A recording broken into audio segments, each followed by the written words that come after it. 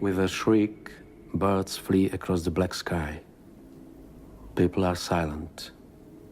My blood aches from waiting.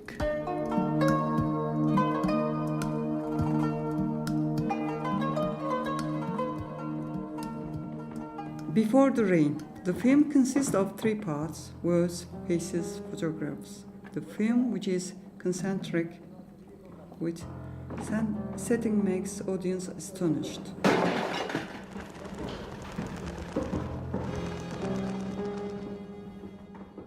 This is the most successful part of the film.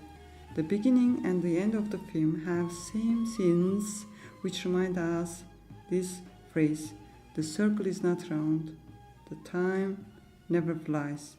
The phrase gives a clue about how the film is made.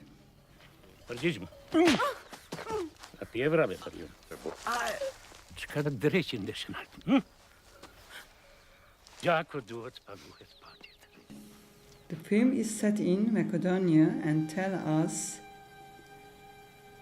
the war is going to start.